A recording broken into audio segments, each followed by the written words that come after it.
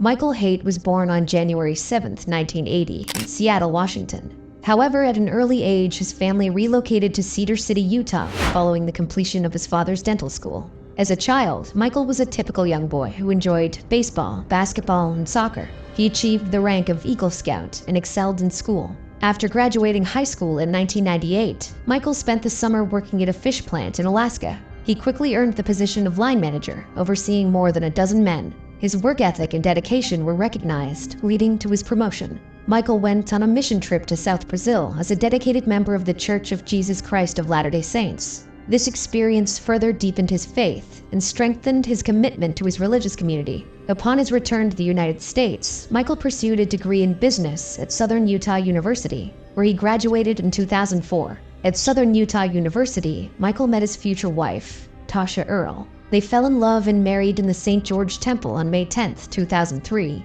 Michael appeared to be the epitome of a devoted husband and father to outsiders. He coached his children's sports teams, attended their school concerts, and spent time with them sledding and doing projects in the garage. However, on January 4, 2023, the facade Michael had built around his family came crashing down. On that day, 8 bodies were found in the Haight residence, leaving investigators and neighbors alike shocked and bewildered. Early that morning, Tasha Haight missed an online appointment, and Michael, her husband, failed to report for work. Their colleagues grew concerned and contacted the police to perform a welfare check at the Haight residence in Enoch. Officers arrived at the Haight residence, but upon knocking, they received no answer.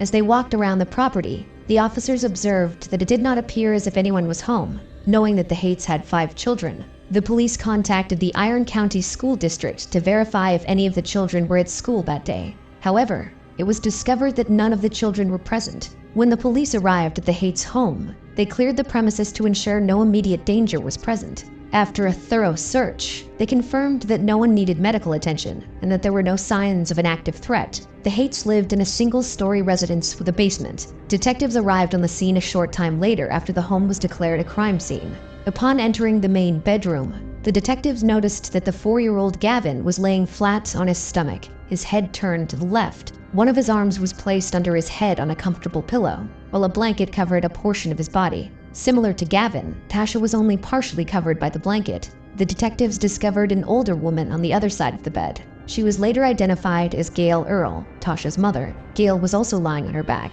her head resting on a pillow. Like her daughter and grandson, Gail was partially covered by a blanket. As the detectives continued their search of the Haight's home, they entered Briley's room, where they found the 12-year-old girl lying in bed. She was slightly inclined and partially covered with a blanket. In Eamon's room, the detectives discovered a 7-year-old boy lying face down in the corner of the room. Unlike his siblings, he did not have a pillow or blanket over him. Sienna, Eamon's twin sister, was found in her bedroom, lying on her left side in bed, her head resting on a pillow, also covered with a blanket. Macy, the eldest of the Haight children at 17 years old, was found in her bed, her head resting on a pillow and her body covered by the blanket. The detectives then found Michael Haight in the exercise room in the basement of the home. He was lying on top of a sleeping bag. All 8 victims were found dead from a gunshot wound. It did not take long before the detectives concluded that Michael Haight was the primary suspect. They theorized that he killed his wife, mother-in-law, and 5 children before taking his own life. As the detectives began their investigation, one neighbor provided crucial information that helped them piece together the timeline of the crime. The neighbor told the police that she had awoken at 3:30 a.m. to use the bathroom. Exiting her room, she heard a loud bang that sounded like fireworks. However, she quickly noticed that it was past the legal date for fireworks to be allowed in the neighborhood, leaving her feeling annoyed. The neighbor continued, stating that after the initial bang, she heard 2 more in quick succession. This noise was followed by a short pause, followed by another bang. That pattern continued, with a brief pause before the next bang, and a longer pause before a final bang. Based on the neighbor's statement and the condition of the 8 bodies found inside the house, the detectives speculated that the bangs she had heard around 3:30 a.m. were directly related to the events that unfolded that night. They believed that Michael Haight carried out the brutal killings during this specific time frame. During the investigation into the Haight family murders, detectives learned that an unnamed non-family member had reported abuse to the police in the Utah Division of Child and Family Services in 2020. This individual revealed that Macy, who was 14 years old at the time, confided in them about her fear of her father. That revelation sparked a further investigation into the Haight household. Following receipt of the DCFS report, Macy and her parents were interviewed separately. During Macy's interview, the interviewer learned disturbing information. Macy stated that there were times when her father choked her, and she feared he was going to kill her. She revealed that the violent attacks began in 2017 and spoke of a time when her father grabbed her by the shoulders and pushed her into a wooden piece of furniture. When the detectives interviewed Michael Haight, he denied ever hurting his daughter. He dismissed the incidents described by Macy as misunderstandings and blamed his emotional state on his father's death and the recent divorce of his brother. Michael stated that he had been upset about these issues and took it out on his older daughter. Tasha did not want to press criminal charges against Michael, and the Utah Department of Children and Family Services, the Enoch Police Department, and the Iron County Prosecutor's Office also declined to press charges. They had determined that the case did not meet the statute's requirements for prosecution. Additionally, a lethality assessment was conducted with Tasha, and according to her response, it did not indicate her relationship with Michael was lethal. However, victim services were made available to Tasha and the children for several months after the case was open. Through conversations with Tasha's friends, the detectives gained a different perspective on Michael Haight from that portrayed to the community. According to Tasha's friends, whenever they stopped by the house to visit, they often had to engage in conversation while the water was running in the kitchen to cover up any sound. Tasha believed that Michael was monitoring her conversations and eavesdropping on them. These friends also helped Tasha clean the house whenever they came over, so Michael would have nothing to yell at Tasha about. Tasha's friends shared that whenever they texted her, she would respond with short, positive messages, seemingly mindful of the possibility that Michael might read these messages. They believed this was a way of maintaining a positive image in front of Michael, as to suggest that everything was going smoothly in their marriage. The detectives assigned to the case have learned that Michael exhibited signs of highly controlling behavior towards his wife Tasha. One way in which Michael exerted control over Tasha was by taking her car keys and phone to prevent her from leaving.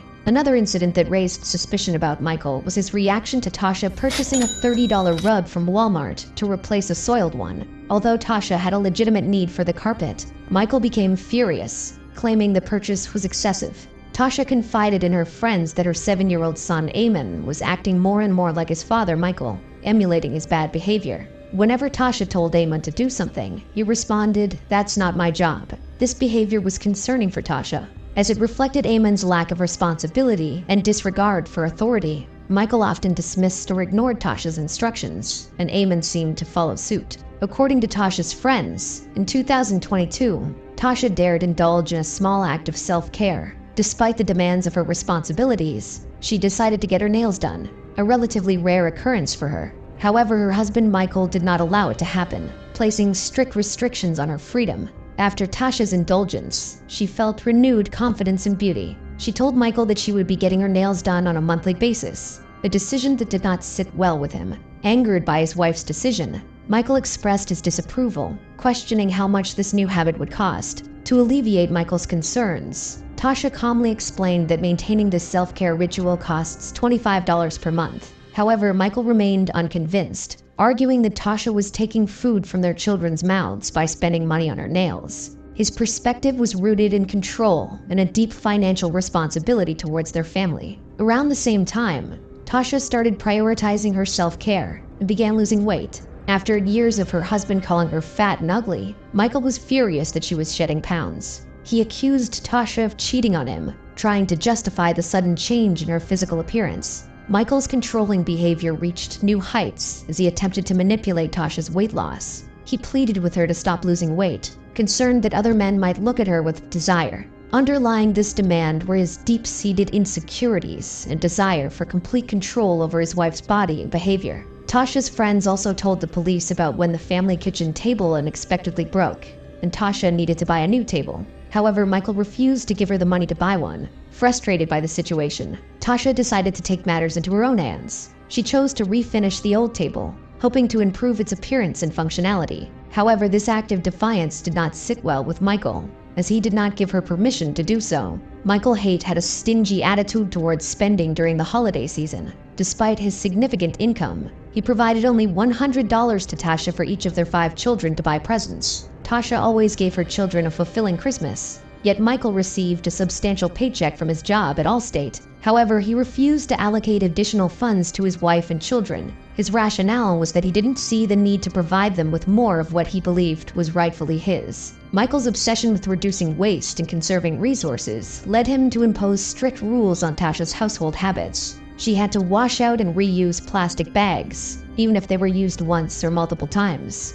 This excessive demand for reusing bags placed additional responsibilities and burdens on Tasha, leaving her feeling overwhelmed. Further, Michael's desire to control every aspect of Tasha's life extended to her cleaning and baby care routines. He insisted on having the cleaning and baby wipes, claiming it was more eco-friendly and cost-effective. However, this demand compromised Tasha's comfort and hygiene and created unnecessary stress. If Tasha failed to adhere to the instructions set by Michael, she faced serious consequences. He made it clear that disobedience would lead to a lot of trouble for her. This threat created a sense of fear and submission in Tasha, leaving her with no choice but to comply with Michael's demands. According to Tasha's friends, she confided in them that although Michael had been mean to her throughout their marriage, he had never extended this mistreatment to their children until the late 2010s. However, as time went on, the abuse directed towards Macy intensified, leading her to consider taking her own life. Michael had extremely high expectations for his daughter Macy.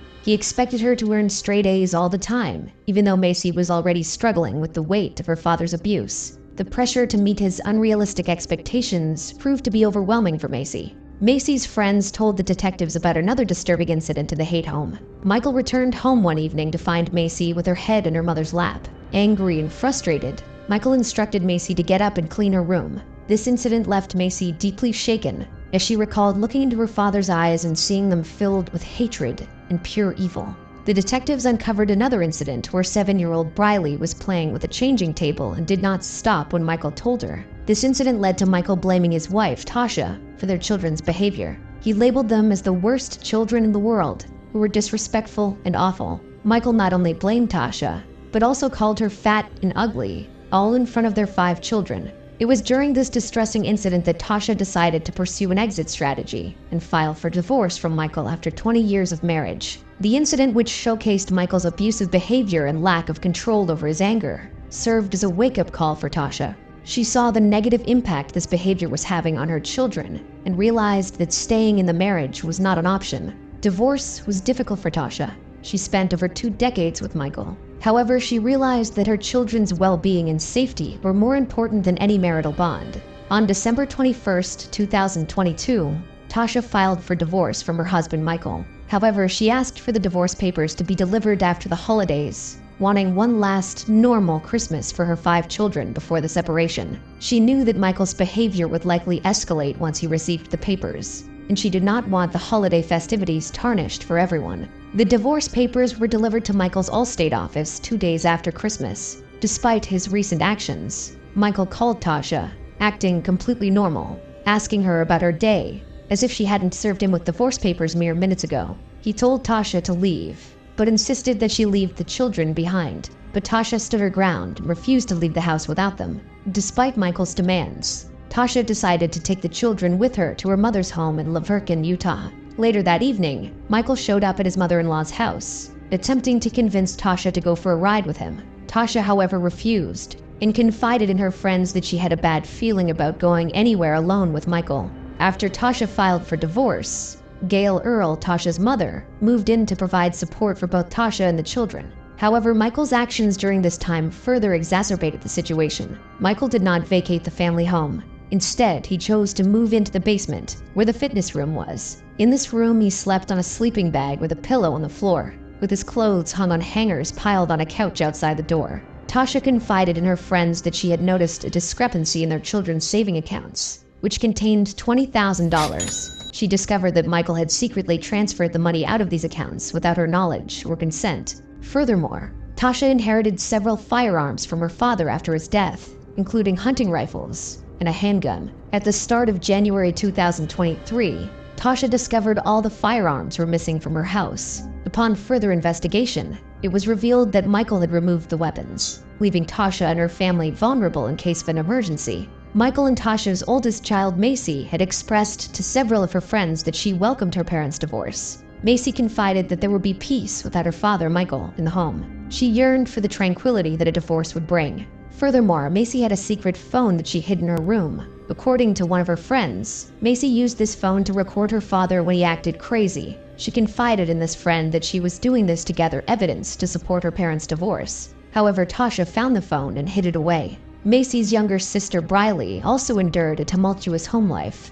Due to the constant drama at home, Briley often sought refuge at her neighbor's house. This neighbor had grandchildren of a similar age, and Briley found solace in the company of these children. Briley disclosed to a friend that she was happy about her parents' impending divorce. She even mentioned purchasing some new books, but she refrained from telling her father out of fear that he might get angry with her. On January 3, 2023, Tasha met with her attorney to discuss her ongoing concerns about her divorce from her abusive husband, Michael. During their conversation, Tasha revealed that although Michael was still living in the family home, she was relieved that he had recently relocated to the basement. Given Michael's volatile behavior, the attorneys pressed Tasha on whether she ever experienced any concern for her or her children's safety. Despite Michael's occasional outbursts, Tasha reassured her attorneys that she never feared for her or her children's well-being. In hindsight, it is clear that Tasha's optimism and misplaced faith in her husband were tragically misplaced. The investigation into the Haight family shooting was a harrowing journey for police detectives as they pieced together the chilling sequence of events that led to the tragic outcome. One chilling discovery stood out amid the digital evidence collected from the family's computers and cell phones. On December 30th, mere days before the deadly shooting, Michael conducted a disturbing Google search. At 10:41 p.m., Michael's queries delved into firearms and shooting-related topics. These searches and other evidence gathered during the investigation painted a chilling picture of Michael's intentions. The search results revealed alarming questions, such as, how loud is a 9mm gunshot? What does a gunshot sound like? I heard gunshots near my house. What do I do? If you heard a single gunshot in your neighborhood at night, would you immediately recognize it as such? Would you either way be alerted enough to call the police? How loud is a gunshot in the house? Would a neighbor hear a gunshot in the garage? How loud is a 40mm pistol? In the note Michael crafted before he took his life, it said he preferred to rot in hell than to continue enduring what he described as controlling behavior by his wife. Michael expressed that he could not handle the situation for another day and was determined to put an end to the manipulation and control he had been subjected to. Michael's note expressed deep frustration and desperation. He mentioned repeatedly asking for help, but no one seemed to listen. In this note, Michael emphasized his determination to not be a burden to society. The details of this case have left many in shock and disbelief, as it painted the picture of a deeply dysfunctional family plagued by violence. Michael's actions were premeditated and calculated. He carefully planned the murders, ensuring that his wife and children were unaware until it was too late.